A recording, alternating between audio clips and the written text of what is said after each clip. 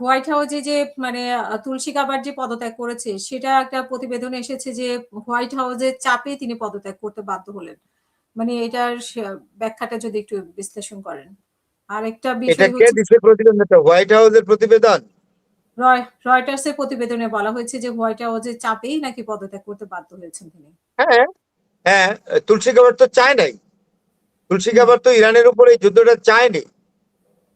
হুম, তুলসী Gabbard বুদ্ধিমতী মেয়ে, এমনি আমেরিকান, কিন্তু ধর্মে হিন্দু, সনাতন ধর্মাবলম্বী। তার মা হিন্দু ধর্মের, ওর মাও আমেরিকান কিন্তু হিন্দু ধর্মাবলম্বী, মায়ের ধর্মটা গ্রহণ করেছে। তাইলে এটাও তো সত্যি। আমি আজকে একটা কথা বলি, তুলসী গাবার্ড রক্তপাত চায় নাই। হুম, আপনাকে একটা কথা বলি, হিন্দু শাস্ত্রে যে ধর্মশাস্ত্র বেদে একটা কথা আছে যে শত্রু যদি চলে যায়, রণক্ষেত্র ছেড়ে চলে যায়, যুদ্ধক্ষেত্র ছেড়ে চলে যায়, তার পৃষ্ঠদেশে আঘাত করো। হুম, হুম, হুম। বেদের কথা। উনি উনি নাকি এটা চাননি। কিন্তু মানতে হবে, এটা শুভেন্দুর জানা উচিত। বেদে লেখা আছে শত্রু যদি রণক্ষেত্র ছেড়ে চলে যায় তাহলে তার পেছন দিক থেকে আক্রমণ করো না, এটা কাপুরুষতা। শত্রু হুম, এগিয়ে আসলে তার বক্ষ দেশে আক্রমণ করো, সেও তোমার বুকে আক্রমণ করবে। পৃষ্ঠ দেশে হুম, শত্রুকে আক্রমণ করো। তো শুভেন্দু ঠিক। যা করছে পেছন দিক থেকে ছুরি মারছে তো। হুম। কারণ উনি নাকি আসলে ট্রাম্পের ঘনিষ্ঠই ছিলেন তুলসী গাবার্ড। কিন্তু এই যে এই বিতর্কটা নিয়ে এই রাজনৈতিক বিতর্ক এবং পররাষ্ট্রনীতি এইসব ইরানের বিশেষ করে মতপার্থক্য তৈরি হয়েছে তার সাথে। এক ধরনের তুলসী ট্রাম্পের সাথে গাবার্ডকে পদত্যাগ করানোর কলকাঠি টানাচ্ছে পিট হ্যাগসেট। অত্যন্ত একটা খারাপ লোক, যুদ্ধবাজ এই লোকটা। হুম, এই লোকটার কলকাঠি, তুলসী গাবার্ড ব্যক্তিত্ব সম্পন্ন বলে দরকার নাই, it is none of my business. আমার হুম, থাকারই হুম, দরকার নেই। একদম পিট হ্যাগসেটের কারণে থাকতে পারে না চলে এই গেছে। যুদ্ধ। হুম, হুম। আর আরেকটা জিনিস জোহরান মামদানি সে কিন্তু ইসরায়েলি হ্যাঁ, যেতে প্যারেড বর্জন করেছেন। যাবে না তো। ইসরায়েলি। হুম, জোহরান মামদানি তো এ, তার বাবা হলো ইরানি, আর মা হুম, হলো পাঞ্জাবি, মীরা নায়ার। তার মা কিন্তু অত্যন্ত রূপসী এবং বড় মাপের একজন ফিল্ম স্টার ছিলেন, এবং হুম, ইন্টারন্যাশনাল অ্যাওয়ার্ড পাওয়া। এবং জোহরান মামদানি অত্যন্ত মেধাবী, ইসরায়েলের অন্যায়ের বিরুদ্ধে প্রতিবাদ করেছে। আপনাকে বলি, নিউ ইয়র্ক হলো হাব অফ জায়নিজম। এই ইহুদিবাদের আসল জায়গাটা হইলো আমেরিকাতে হইলো নিউ ইয়র্ক। সেই জায়গার মেয়র হয়েছে এবং সেখানে তারা প্রতিবাদ করেছে। আমি তার ছোট হলেও বয়সে তাকে আমি সম্মান করি, তাকে স্যালুট করি তার এই ভূমিকার জন্য। তার হুম, মা হুম, বীরা নায়ার অত্যন্ত বুদ্ধি। পাকিস্তানে অরিজিনালি এরা পাকিস্তানের লাহোরে জন্ম বীরা নায়ার, বুঝছেন? পরে হুম, এরা মীরা নায়ারের মা বাবা সব লাহোরের লোক। আরে শোনেন, আপনাকে একটা কথা বলি, আজকে শেষ করি। আমি তো একটু ইতিহাস বলি, কিছু মনে নিয়েন না, কষ্ট নিয়েন না যে না, না ভরত আমি ভাই এত কিছু বলেন। শুনতে চাই আপনার আমি কাছ থেকে। আপনাকে বললি, হুম, আপনার জওহরলাল নেহেরুর মামার বাড়ি লাহোর।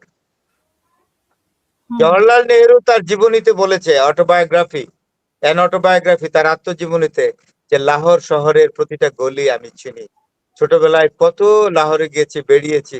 আমার দাদুর বাড়ি, মানে মায়ের বাবাকে বলে দাদু, আমার মার জন্ম হুম, লাহোরে।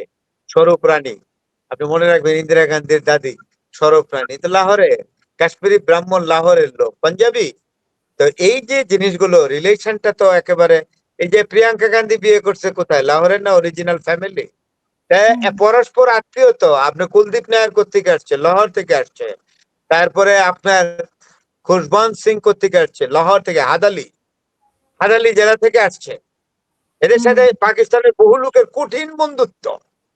এবং হুম, নওয়াব জাহাদ লিয়াকত আলী খানের বউ কনভার্টেড।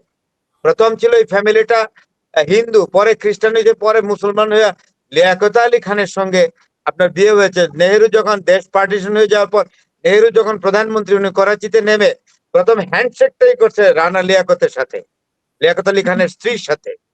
এবং she was a very highly educated lady, professor ছিলেন, হুম, ডিপ্লোমেট ছিলেন। তাদের ব্যক্তিগত সম্পর্ক ছিল বলে যে নেহেরু বলেছে যে রানা লিয়াকতের হাতে চা না খেয়ে আমি যাবো নাকি।